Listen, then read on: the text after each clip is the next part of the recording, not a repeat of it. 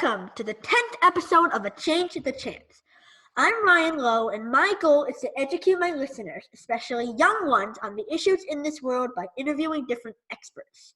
The second wave of the pandemic is breaking records all over the place, and we are now sadly at more than 1.62 million deaths globally.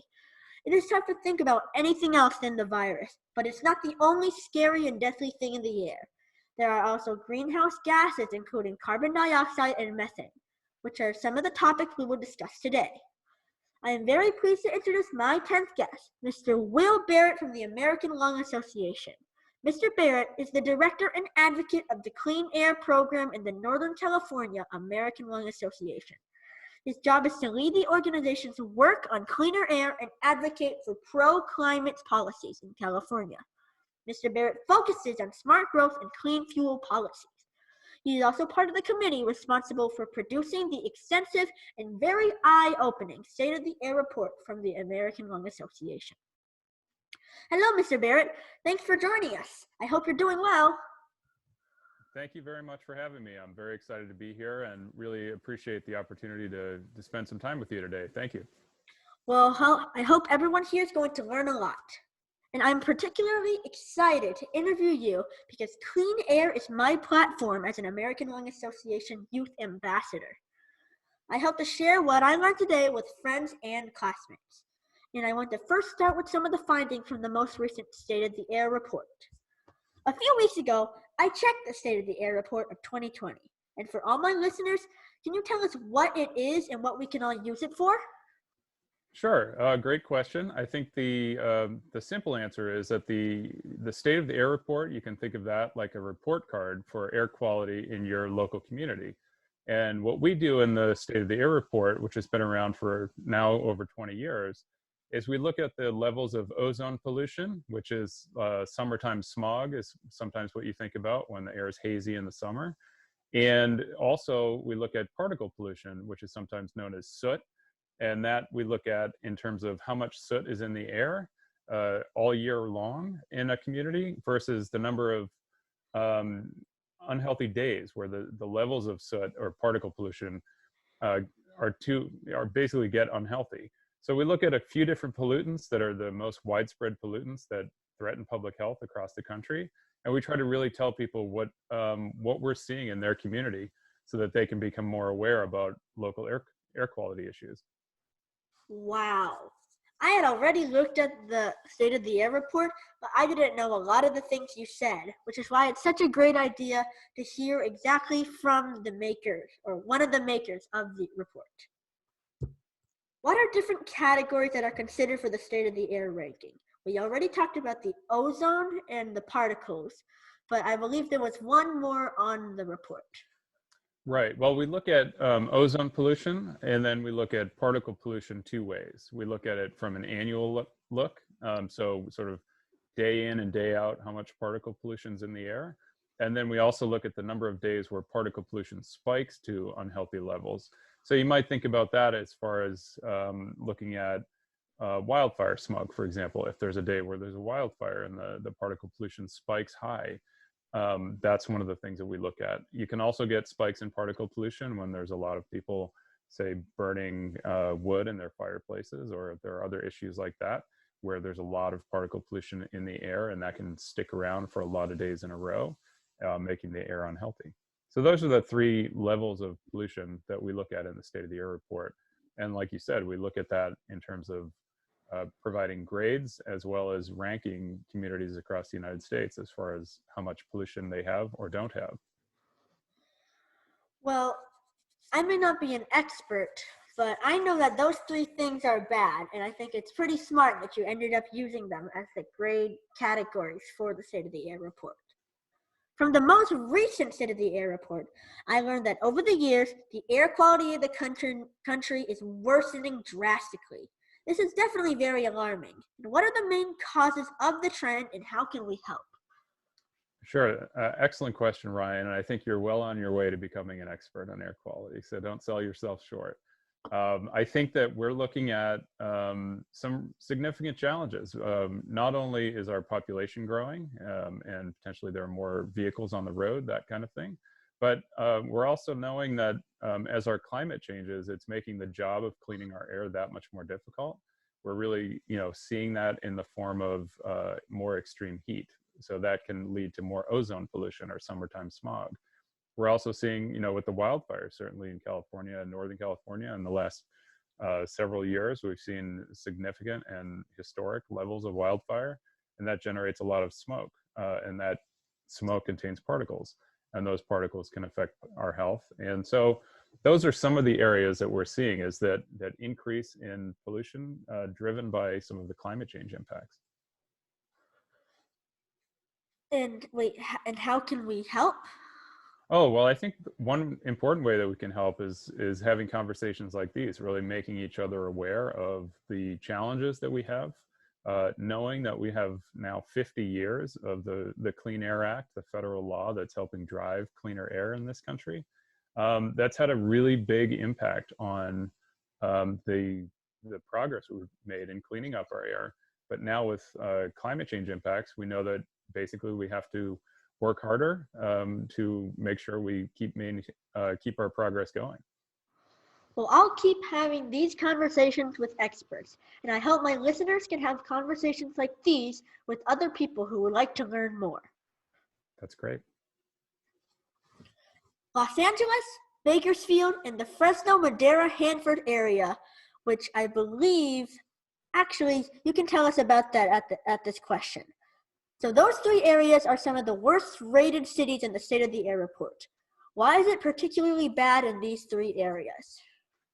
Sure. Well, let's start in what's Central California, the San Joaquin Valley. So the city of Fresno and the city of Bakersfield, those cities are basically in the valley, which acts like, maybe you can think of it like a bowl or a bathtub, where the pollution can get in and makes it hard to get out.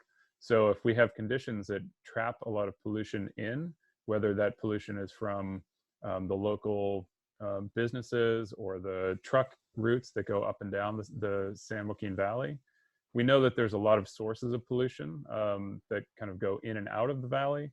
But then there's also pollution from local sources that are things like, think about all the farms in the San Joaquin Valley. There's a lot of diesel equipment there that causes pollution. There's also issues of burning wood and burning other things that, that smoke can stick around in the valley for long periods of time. So we know that basically the geography of the valley basically can trap pollution for days at a time. And so there's a real need to clean up not only pollution in the valley, but pollution around the state as well that can get into the valley. But so that's one example. And then there's also the Southern California, so Los Angeles. And they rank #1 in the United States for ozone pollution, or summertime smog, if you think about it. And that smog is usually developed because of emissions from tailpipes, factories and refineries and other things like that, that on hot sunny days can mix in the atmosphere and actually turn into a gas that you can think about it as having the effect of a sunburn on your skin, but it can happen in your lungs.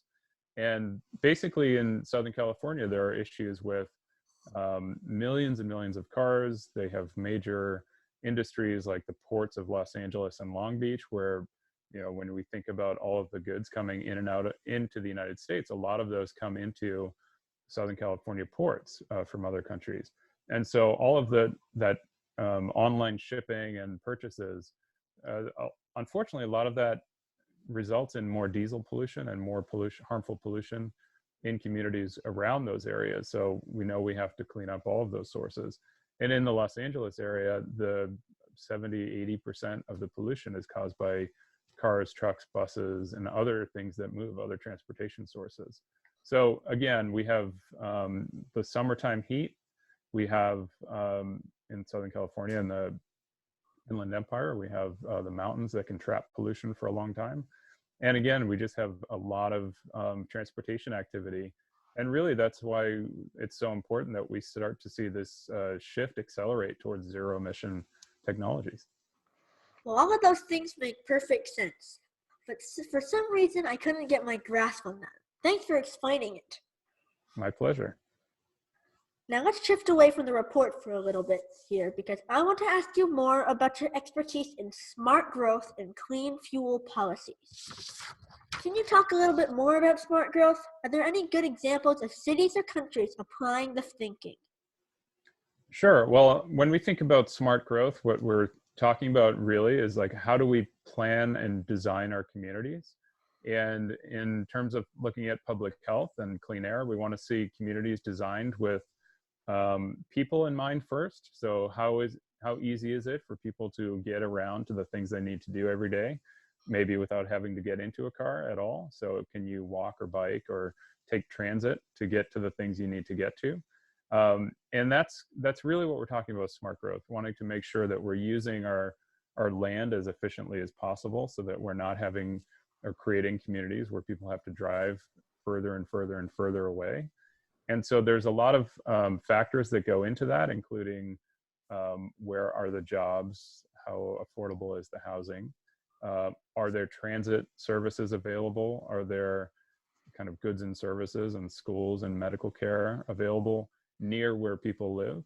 And those kind of things all tie together as far as how much driving we have to do, and unfortunately how much pollution goes along with that driving.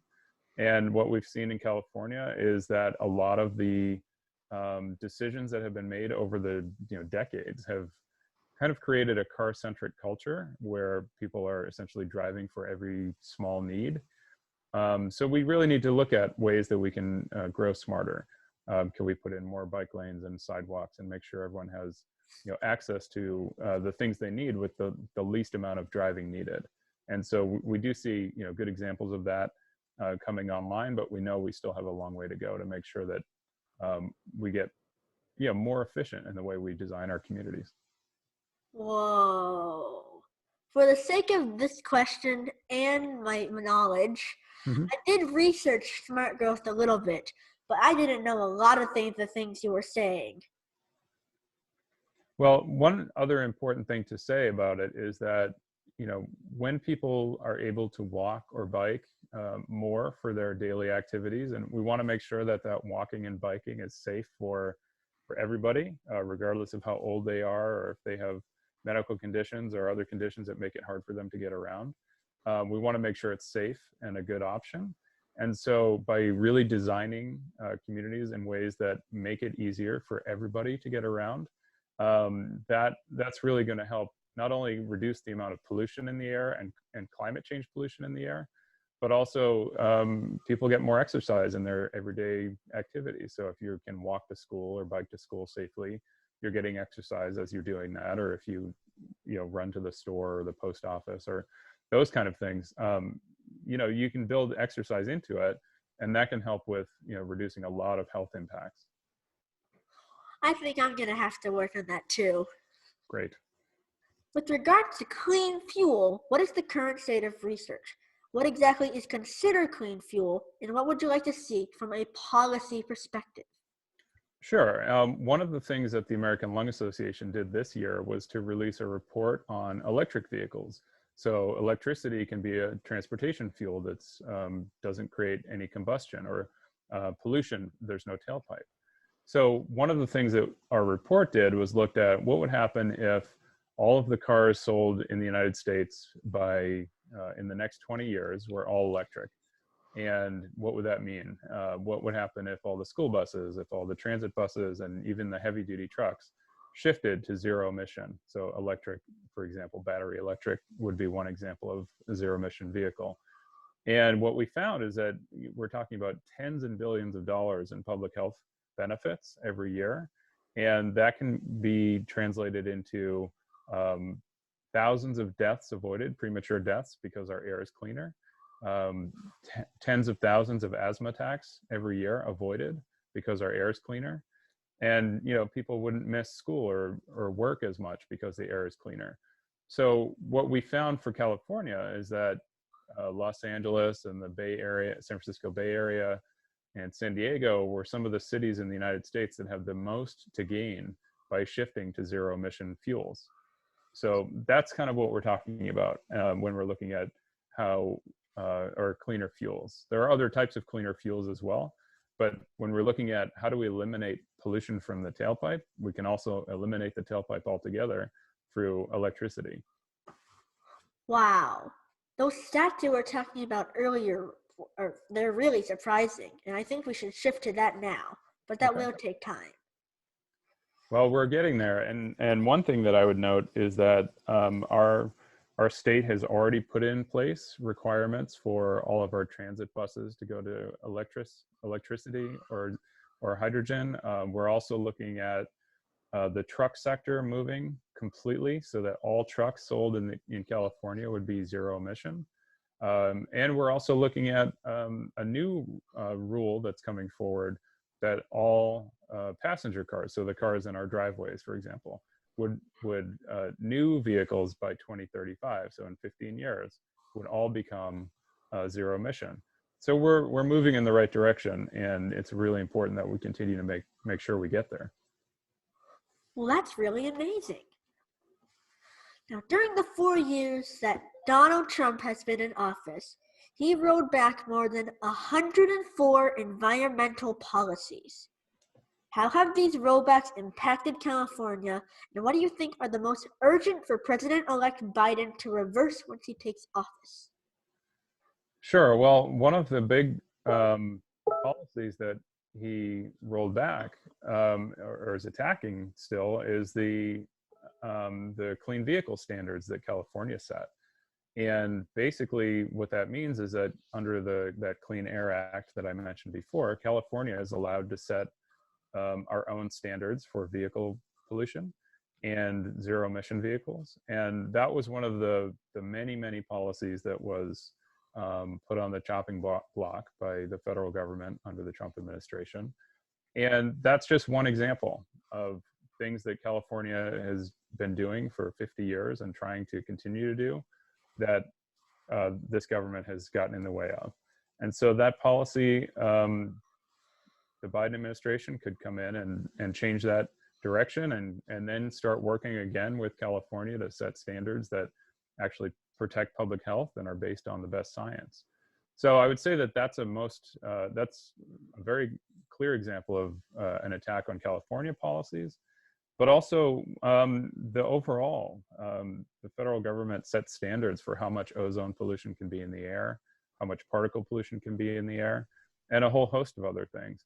And those have all been kind of frozen, unfortunately. They're not following the best science. They're not following what the scientists and public health experts are saying by kind of, instead of setting standards that protect public health, they're freezing old standards in place is what they're trying to do. And we would, like to see very much the new administration come in, follow the new science, the best science that's available that has come together over the past 5 years, for example, and really start to look at what those those pollution standards should be set to protect everybody's health. Well, I really do agree with your choices, and I can't wait for January 20th, 2021. You do a lot of work in Sacramento in the state capital. California is considered more environmentally friendly, though. What are some of your top concerns, and what has been the most challenging for you to push through? Well, I would just say on the question of the new administration coming in first, I would say that, we know that air pollution is not a Democratic issue. It's not a Republican issue. It's a public health issue, and that everyone has to work together and make sure that we're following the best advice of the public health and scientific communities so that we can set our standards as strong as possible. And so whoever's in office, we know that we will work, strong with whoever it is to move forward with the strongest possible standards. And so again, it's not a left wing or right wing issue. It's everyone's issue to make sure we have clean, healthy air to breathe. And in California, I think what some of our top concerns are, again, in the transportation pollution sector. And we've had Republican governors, Democratic governors who've really recognized this and moved forward with strong policies that make sure that we're, trying to clean up the air as quickly, as effectively as we can. So I would say that the more we can do now to work together on transportation pollution issues, that would be my biggest concern right now, is making sure that all communities are able to breathe clean, healthy air, and really we start to really remove the pollution from every community, but especially those communities that have been most impacted or have the most dirty air today. We know that we have to really level the playing field in terms of where we are today, and really invest even more in those communities that have the biggest burdens of air pollution.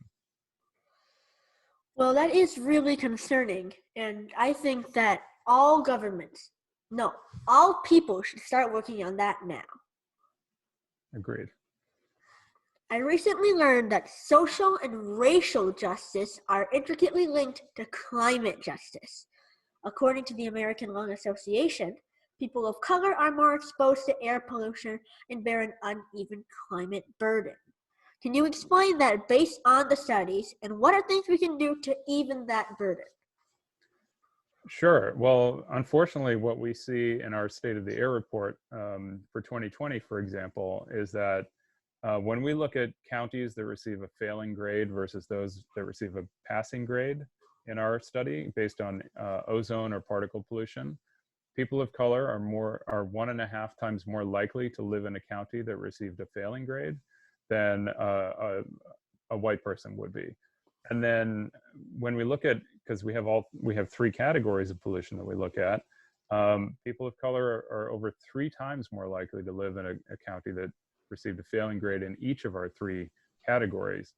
And so we know that there's a lot that goes into, maybe why that is, but we also know that there's a lot of opportunity to really address those root causes and really invest in cleaning up the air so that all communities can breathe clean, healthy air. And part of that really comes back to the issue of having conversations like these, making sure that we're aware of the problem across the board, that our policymakers, more importantly, are aware of the problem, and start to develop policies or continue policies that really start to invest more heavily in cleaning up pollution in communities that have been disproportionately burdened by industrial sources or transportation sources or other sources of harmful pollution. Well, thanks a lot for that answer, because as I said earlier, my platform is clean air, and that is something that I should take into note. I live in Moraga, which is in Contra Costa County, and our air quality here isn't very good, with a D in ozone, F in particle pollution, and finally a pass in annual particle pollution. What are things we can do daily to help improve air quality? Sure. Well, I think as we talked about a little bit earlier, one of the largest sources of pollution is in the transportation sector. And so when there are ways that we can, drive less, or think about if there are ways that your family can look at walking and biking, or, or combining trips so that you're more efficient in trips to the store. Those are some of the areas that on an everyday source we can make a difference by really changing, or thinking about the ways that we get around, and then seeing which ways we can really change the ways we get around. So I think that would be one recommendation. There's also things like, like you're doing, is educating your classmates, educating your family members, who I'm sure you do that on a regular basis, I'm sure. But really, continuing to talk about it and seeing where you can make a difference in your community, what solutions might be the best in your community. And then, if you have opportunities to send notes or make phone calls to your local leaders and letting them know how important clean air is to you, which again, I'm sure you may have done in the past. I think there are ways that we can all kind of make a difference in just looking around in our local community and thinking about, what is it that I'm doing that is contributing to clean air, or what is it that I'm doing that I could do more to contribute to clean air. And whether that's, if you can walk to a store rather than driving to the store, maybe that's a nice family activity you could suggest. So there are a lot of ways to do it, and I think it's important to really think about your community and ways that you can make those differences. Well, as I may have said before, I think it's really important for all my listeners to take this into account. Now, Looking ahead to 2021, what are some policies you are working on that will most impact our eco problem? Well, I think some of the big items that we're looking at right now are in the state budget, for example. We're looking at, how is it that the state can identify the funding that it has that can go to clean air programs and which ones can make the most difference. Again, we think that there's strong need for more investment in cleaning up the transportation sector. We also know that there's a really important need to target or direct as much investment as possible into communities that have higher levels of pollution, so that we can get to a more equitable clean air future for everybody. And we also know that we have a lot of work to do around wildfires and making sure that as we move forward, we're investing in ways to reduce the impacts of wildfires and make sure that the public health system is ready for wildfires that do happen in the future. So I think there are a lot of different ways that we can really make a difference. And those are just on the air pollution side. Certainly there's a lot of other environmental issues out there that that need attention as well. But from the air quality side in California, I think transportation and wildfire impacts and making sure that all communities have clean, healthy air to breathe are some of the top priorities that our leaders should be looking at. Well, I hope we can get these transportation stuff moving along. Now, I have one more question for you, and it's more on the lighter side of the conversation. When is the next State of the Air report coming out, and do you expect to see different numbers due to the lockdown during the pandemic? Well, our next State of the Air report, every year, the State of the Air report comes out in April. So it'll be out in April 2020. And we have basically the effects of the pandemic would not show up in this year's report. There's a lag in the report. So next year's report should show any differences that we see in relation to the pandemic and the lockdowns. What I would say is that, while there were, a lot of changes in the way that people get around or need to get around maybe due to the pandemic, there's still a significant amount of pollution burden that we saw in California this year, not only because of, higher rates of maybe pollution from trucks and shipping because people are ordering more online, but also because of the wildfires that we had this year. And those were so dramatic in August and other times of the year. So I think that, we'll see every year, we're always looking to see progress, but we know that things change every year, and that's what we try to track in the report. So you'll see in April, like everyone else, when the new report comes out.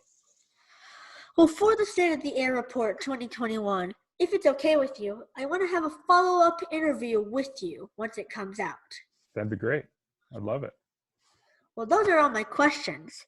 Mr. Barrett, thank you so much for your time today and for sharing all of these amazing findings, tips, and cautions with us. I would love to be able to help you and the ALA in your efforts to advocate for net zero emissions. Great. Well, Ryan, thank you so much for everything you're doing, and really proud of the work you're doing as an ambassador for the Lung Association and for really educating not only yourself, but your classmates and your community. It's really important. And like I said, I think you're well on your path to being an air quality expert. Thank you so much. Of course. Now, this will be the last episode of A Change of the Chance in 2020. It has been an entire year since I started the episode, and I would like to thank all of my expert guests and listeners once again for helping me on this mission to get to the bottom of issues all around our world. So to Mr. Barrett and to everyone, happy holidays! Bye-bye!